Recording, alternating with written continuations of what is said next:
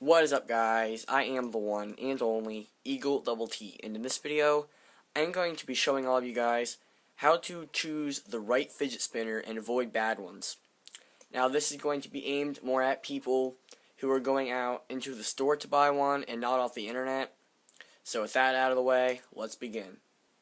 Now I'm going to aim this video more at metal fidget spinners like the ones in front of you instead of regular plastic ones like this, because it seems like the metal ones have a lot more variety in their styles. Now, what kind of fidget spinner do you want? Do you want one that's more for looks, or for one that has performance? Now, I mean, there's some pretty cool looking fidget spinners out there that are pretty unique.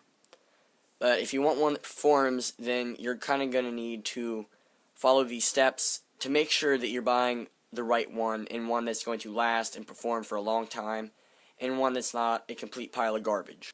Now the first thing that you might want to pick up on is the weight of the spinner. Now this spinner it's pretty light, and because it's so light, it can't build up as much momentum as a much heavier one like this one, so it can't spin as long.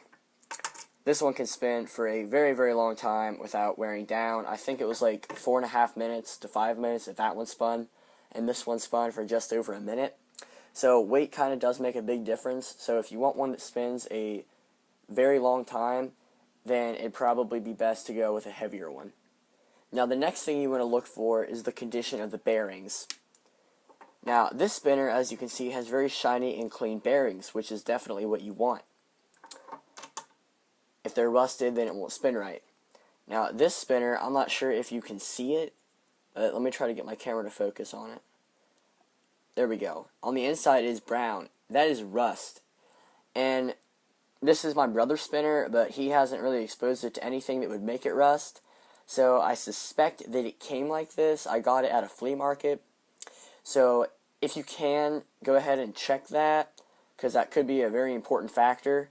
Most metal fidget spinners, they come apart like this. You just screw off the caps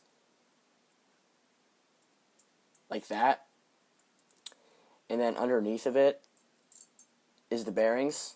Now these bearings are nice and clean, which is what you want. So just make sure you check the condition of the bearings to make sure that they're not rusted and that they're in good working order. Now the next thing you want to do is test the bearings, which is basically just turning the spinner. Now I say this because this spinner, for example, it wobbles a lot whenever you move it side to side at all, and that really slows down the speed of it. So make sure that everything is nice and tight and it doesn't move at all whenever it's spinning. Like this one, it doesn't move inside of its placement. The bearings don't move. This one, it moves a lot whenever it spins. This one doesn't. So just make sure that you get one that doesn't wobble side to side, because that can really affect its performance. Now the next thing you want to do is basically just test out the spinner.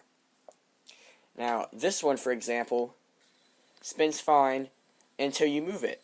Now the second that you move it, it starts to wobble, and that's because the base is a little bit uneven. Now this can really make the fidget spinner slow down and stop working.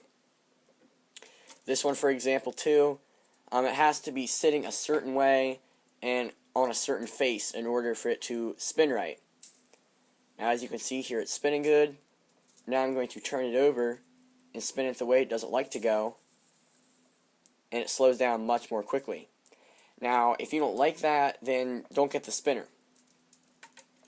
Also, even check the material that it's made out of. Like, this is a much heavier spinner. This spinner is, where you put your fingers, is made of brass. I'm pretty sure the rest of the spinner is brass. This one is aluminum, as far as I can tell, and it's a lot thinner than that one, and if I was going to drop them off of roofs, I can probably say this one would survive, and this one would shatter into 4 billion pieces. So, just take into account everything about the spinner. Also, kind of take into account your personal preference. If you want a two-handed spinner, a three-handed spinner, or just whatever works nice, like this one. If you enjoyed this video, please leave a like, subscribe, because my next video about fidget spinners will be, which is better, a metal fidget spinner or a plastic fidget spinner?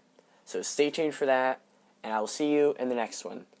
I am the one and only Eagle Double T signing off. Goodbye.